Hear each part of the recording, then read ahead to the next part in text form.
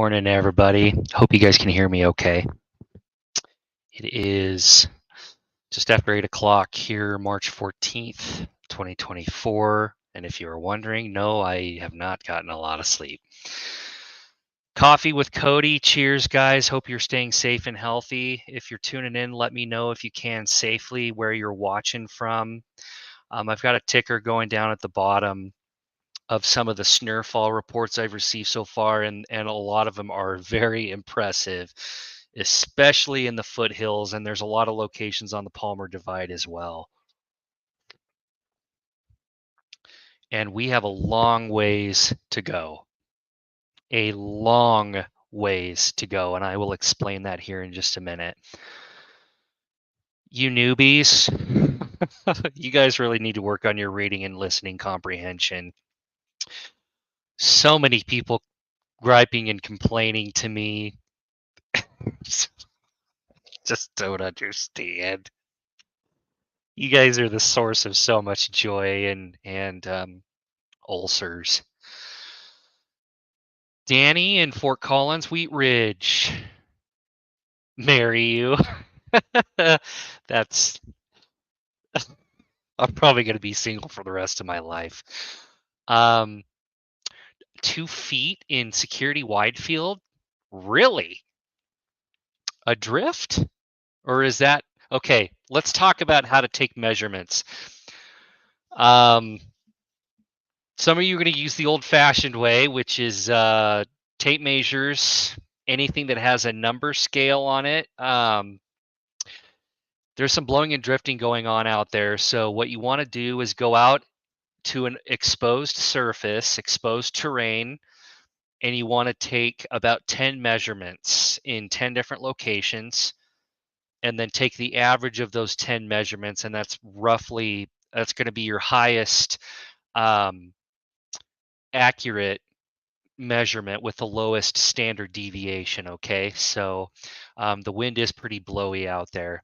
So great to see all of you guys. Trent in Falcon, Kim, Lisa in Longmont, Jessica Southwesty, Meg, nothing in Bennett. It doesn't surprise me one bit. I said there was going to be a really sharp snowfall gradient as you traveled east away from I-25, and wouldn't you know, that's exactly what happened. In fact, if you look out my window here in Greality in G-Town, it's we had a little bit of wet snow overnight.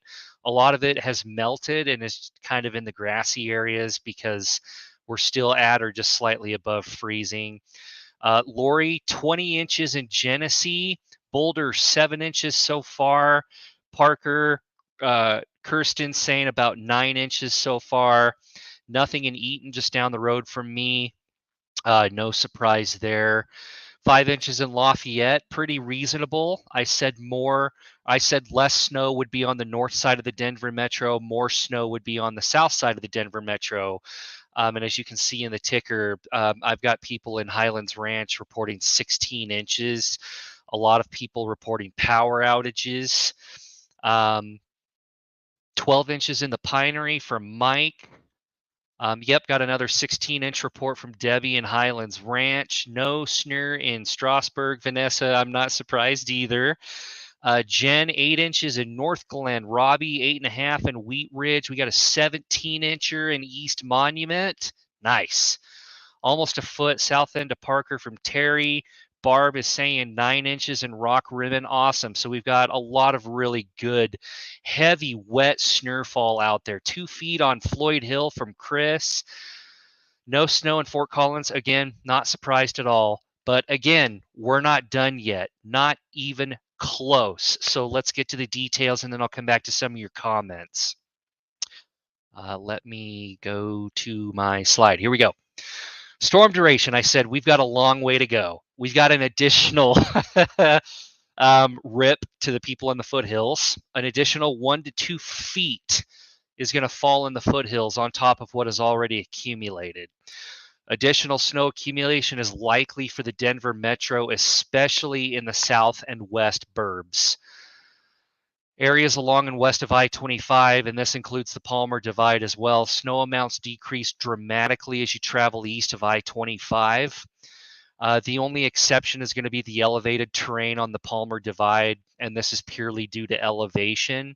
And then snow will begin winding down Friday morning with waves of rain and snow still possible through Sunday, and this is going to be influenced by the closed low that's still located to our southwest. So extensive road closures. Some of you locals that have been here longer than I am, correct me if I'm wrong. This is probably one of the more extensive closures of I-70 I have ever seen since I've been here. It is closed in both directions from Silverthorne all the way to Denver. I know Highway 40 is closed as well from I-70, and I don't even know where it stops. And then the power outages continue to trickle in as well. 26 inches in Evergreen from Michelle. Thank you, Michelle. Jerry saying correct on 70. Yeah, I-70.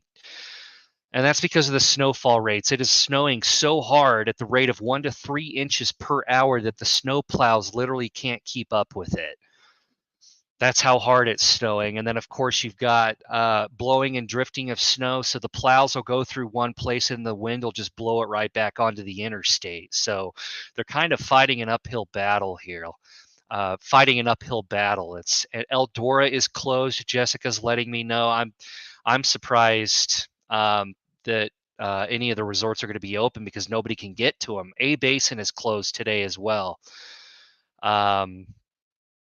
Already a foot in South Parker from Diane. Thank you, Diane. She gives me a lot of awesome reports from the airport as well, so I appreciate that. An inch in Windsor by I-25. You guys got snow? So again, I just had 2 reports, an inch in Windsor by I-25 and then no snow in Windsor at all. So again, there's just going to be gradients everywhere, especially if you're east of I-25. And then obviously on the Eastern Plains, our friends out there are just going to be primarily rain. And then of course, if you guys want to check road conditions and webcams, coloradotrip.org is your best friend. And then what I want to show you guys is the radar evolution. Again, good morning, everybody that's hopping on Coffee with Cody. I did not get any sleep last night, so I'm operating purely on caffeine. And that's because I love you. And want to make sure you're safe because this storm means serious business. And I know some of you, well, yeah, are going to voice your content because you didn't get anything, but that does not mean that this storm wasn't a bust. It's far from a bust. Just ask some of the people in the foothills who are buried and have branches falling down on their roofs and don't have power. What about those guys? Yeah, what are they, chopped liver? Okay, sorry.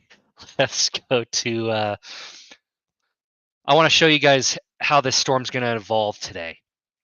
So I wish I could blow this up more, but unfortunately, Bookface is being dumb and also distorts the imagery. So if you guys can see my mouse cursor, Denver's right here, Colorado Springs is right here, Pueblo right here, Cheyenne's right there, the Western Nebraska Panhandle, Western Kansas, Goodland, Burlington, Lamar, Alamosa, here in the San Luis Valley, Trinidad, Raton, Grand Junction, Durango, Leadville, Steamboat Springs, just to give you guys some reference points. So pay attention to those areas as I go through this radar simulation. Now, I'm sure I'm going to get more people griping and complaining to me in the comments today because they have no listening or reading comprehension whatsoever. So I need you guys to pay attention very carefully here over the next 30 seconds to a minute. We're actually going to see a lull here a little bit later this morning. What you're going to notice is this initial slug of moisture, this upslope, this surge of upslope, there's going to be a little bit of dry air entrainment that comes in behind it. So if you're on the Eastern Plains, if you're in the Denver Metro, across the Northern Front Range, or even the Northern Foothills, the snow may actually stop for a little bit later this morning.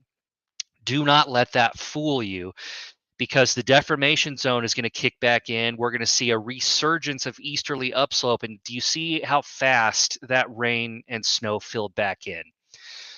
So it's a trap. Wow, that was really loud. I'm so sorry. Some of you, I just blew your eardrums. I'm sorry. Damn. It's a trap. So it's going to stop for some of you later this morning, and it's only temporary, okay? It's going to come back. The snow and the rain is going to come back. Did you guys hear that? All right, let's go back again. This is right about Meow. Notice there's a really fine gradient. If you go from Fort Collins, Loveland, Greeley, anything north and east of that, nada, nothing. If you're like, here's another crazy gradient I just learned about. If you're at Pena Boulevard and Tower Road, there's about 7 inches there. Airport, nothing. Cool. Copperfield couldn't predict that crap. However, just because the airport is doing okay now doesn't mean it's going to be doing okay later. They were more than warranted to delay and cancel the flights that they did. And road closures and school cancellations, another thing, more than warranted, because the reality is some of you can't even drive in sunshine and have no business being on the road or having a driver's license. So I don't want you endangering others and your children, for that matter, taking them to and from school. And if you're going to complain about road closures and school cancellations, then homeschool your kids or stop complaining. Sorry, I have hit another level of I don't give a crap today. Enjoy your coffee. I'm going to take a quick sip. That tastes like sarcasm. We are one mini Aussie deep. Where was that comment at? In Centennial. Dee, thank you so much. Carrie, yes, I need a nap and some sugar and some other things too. John Braddock. Okay, let me brag about John real quick.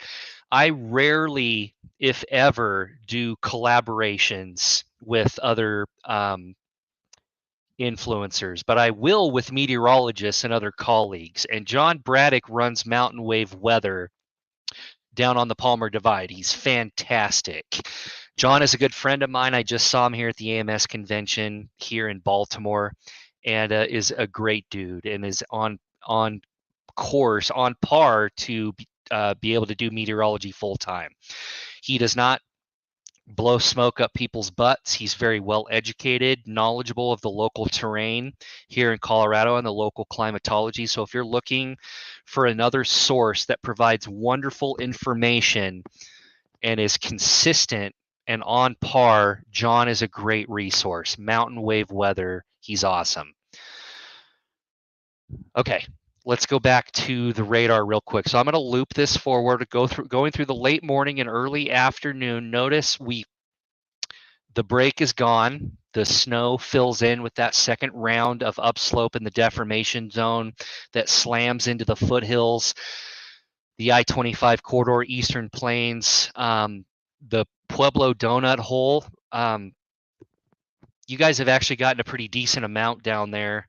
There's some pretty good gradients in Pueblo County, as I expected there to be, as well as in El Paso County, depending on if you're north or south, that means the difference between 2 to 3 foot drifts in Black Forest and just, 5 or 6 inches down there at Security Widefield. So 15-inch report from Trudy in Northwest Arvada, 64th and Ward. Awesome. 6.5 inches in North Glen, still coming down hard. 56th and Pena, Jackie saying it's becoming a bit blowy. I believe it. Pine Junction, 18 inches. So let's go back to the radar real quick. So loop this forward. We're going to continue to see that resurgence of the upslope in the deformation zone going into tonight. And then it's going to continue through the overnight hours, and we're finally going to start seeing Mother Nature chill out a little bit as we head into Friday morning, okay? However, do you guys see this arc of rain and snow that's moving in from the four corners? This is from our closed low centered around Las Vegas. So we're going to see moderate to heavy snowfall pick back up in the San Juans, the Sangre de Cristos, the Wets, and going onto the Raton Mesa overnight tonight and into the day on Friday. As this upslope and deformation zone weakens, then the closed upper level low is going to take over the show. And we're going to see additional rounds of rain and snow move in from the southwest during the day on Friday. And we could see waves of rain and snow from this bad boy going through Sunday. So it's Thursday, and we may not be completely done with this until Sunday. So I told you we have a long way to go. So if you can and have the ability to stay home, do it. If you're wanting to travel into the mountains, forget about it. Foothills, forget about it. What's wrong with you? Knock it off. Stop it. Stop it. So let's go back to storm duration.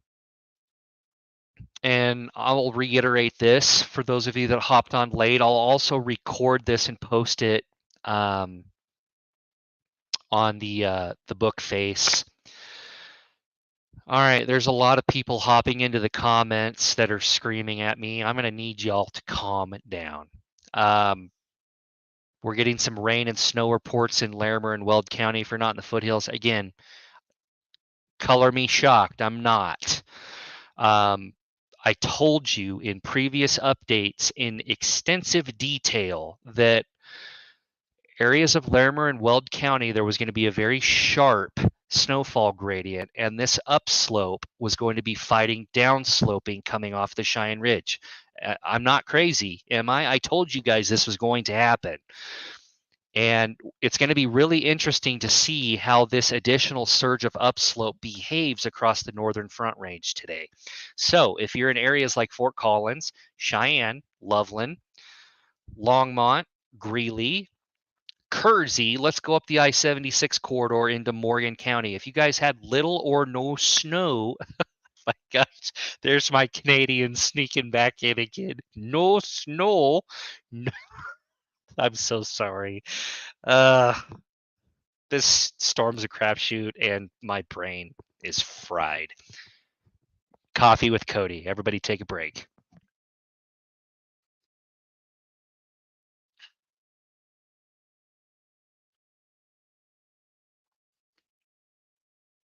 All right. Let's back up. Let me gain my composure here. So the deformation zone is going to be deformation zoning as we go later this morning into this afternoon. So all the cities I just mentioned in Larimer and Weld County, Morgan County, going up into southeast Wyoming. If you're going to get any snowfall accumulation today, and again, there's going to be a really sharp gradient. I think the farther east of I-25 you go, a no-go. A Greeley, I think, will be right on the edge. It could go either way, honestly. Same thing with Cheyenne. But if you go into the western Nebraska Panhandle, and if you're along and east of a line from, say, Scottsbluff to Fort Morgan to Lyman, if you are east of that line, no go. Sorry. If you get anything today, it's probably going to be rain. You may get some wet snowflakes that mix in, but that's about it. The heaviest, the tree branch breaking, traffic stalling, rootness, tootness, heaviest snowfall accumulation is going to be in the immediate vicinity of the I-25 corridor on the Palmer Divide and going west into the foothills and onto the Continental Divide. Okay. Airport. I'm not sure what the website is for the airport, but if you are wanting consistent and accurate information from the airport, best thing you can do is go to their website. It's flydenver.com. They're updating information there in real time. Obviously, they've got a ticker up here at the top that says they're preparing for it, and I trust them. I know a lot of workers follow my page that work at the airport, and when I tell you they're doing the best that they can with the resources they have, Denver does not screw around with snowstorms, okay? all the information you need. And then if you don't find what you're looking for on the airport's website, check with your airline. I know a lot of them are issuing vouchers. If you need to change your flight or it got canceled for some reason, usually the airports and the airlines are pretty good about this. Okay. This is all part of the plan, guys. You should have been preparing 2 days ago. And I'm not going to sit here and lecture you on what you should or should not do. But if you live in our state, we get storms like this, especially in the springtime. And so if you have a list of things to do and just focus on being prepared and not panicking, then you're going to be okay. Our folks in the foothills and that live on the Continental Divide, this is not their first rodeo, not even close. Most of the people that live in Evergreen and Conifer and Bailey and in Red Feather Lakes and Estes Park are locals. They've been there forever. They know how to prepare for things like this. So make friends with a local. If you want to know how to prepare for a storm like this, ask them. They probably know better than I do. So, all right, that's all I've got. So let's go back to this slide one more time for you slow learners. Storm duration, we've got a long way to go. Okay, long ways. Newbies, stay out of my comments if you're going to gripe and complain. I don't want to hear it. I'm not in the mood. I'll just block you.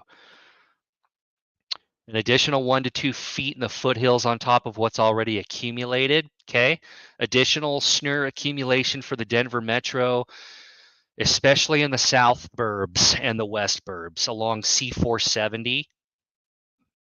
Excuse me. Coffee break.